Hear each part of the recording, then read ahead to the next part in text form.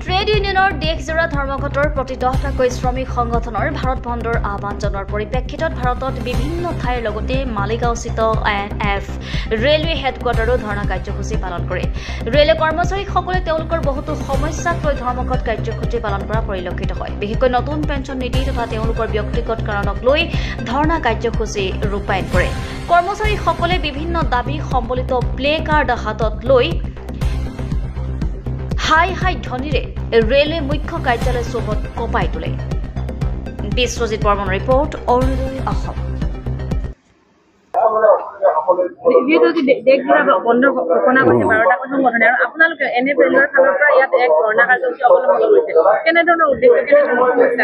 আপোনালোকে সকলোৱে জানে যে আজি 9 জুলাইত আজি সৰ্বভাৰততে আমি যিটো আন্দোলন কাৰ্যসূচী লৈছোঁ, এই আন্দোলন কাৰ্যসূচীত বিভিন্ন ধৰণৰ সমস্যা দেখে আজি অনুভৱ কৰিছে। প্ৰত্যেক ছেক্টৰত আজি আমি ৰেলৱে ছেক্টৰত আমি অসুবিধা অনুভৱ কৰিছোঁ, বেংক ছেক্টৰত তেওঁলোকে বেংকৰ অনুভৱ কৰিছে, বা আজি যিসকল যোগাযোগৰ যিখিনি যাতায়াতৰ ব্যৱস্থাৰ যিখিনি আছে তেওঁলোকে অনুভৱ কৰিছে, আজি ব্যৱসায়ীসকলে অনুভৱ কৰিছে। কাৰণ আজি বৰ্তমান যিখন চৰকাৰ আছে সেই চৰকাৰে যি নীতি লৈছে সেই নীতি আমি তীব্ৰভাৱে 12টা সংগঠনে বিৰোধিতা কৰি আমি আমাৰ ফেডাৰেশ্যনৰ নিৰ্দেশ মৰ্মে আমি আমাৰ ইয়াতো আমি ধৰ্ণা কাৰ্যসূচী লৈছোঁ।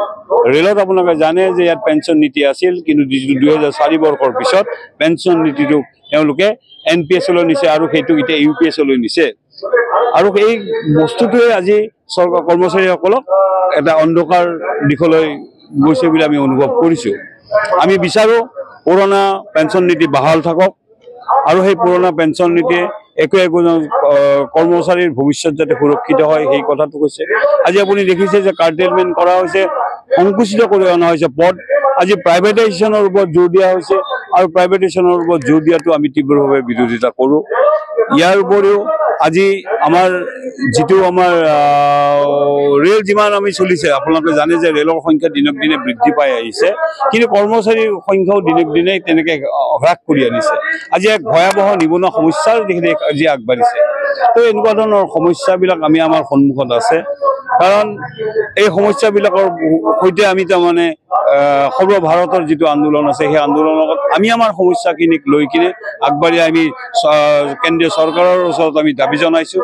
যদিও আজি হৰতাল হ'লেও আমি ৰেল যিহেতু ভাৰতবৰ্ষৰ লাইফলাইন, আমি কিন্তু ৰেল চলাচলটোক আমি অব্যাহত ৰাখিও আমি আমাৰ প্ৰতিবাদটো সাব্যস্ত কৰাৰ কাৰণে আজি আমাৰ একত্ৰিত হৈছোঁ। অকল আমাৰ ইয়াতেই নহয়, আমাৰ গোটেই NFL আমাৰ প্ৰায় 56টা আমাৰ ব্ৰাঞ্চ আছে, 5টা ডিভিজন আছে আৰু চাব ডিভিজনৰ 3-4টা চাব ডিভিজন আছে।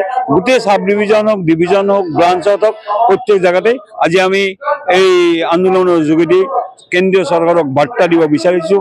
তেওঁলোকৰ যিটো শ্ৰমিকৰ বিৰুদ্ধে তেওঁলোকৰ যিটো প্ৰস্তাৱ, শ্ৰমিকৰ বিৰুদ্ধে তেওঁলোকে যি কাম কৰি আছে সেই কামৰ আমি প্ৰতিবাদ কৰোঁ। আৰু আমি বিশেষ কৰি আমাৰ পুৰণা পেঞ্চন নীতি বাহাল ৰখাটোক আমি বিচাৰোঁ, আৰু পুৰণা পেঞ্চন নীতি বাহাল নথকালৈ আমাৰ আন্দোলন চলি থাকিব। আপুনি স্বাস্থ্য সেৱাৰ সৈতে জড়িত হ'ব বিচাৰে নেকি?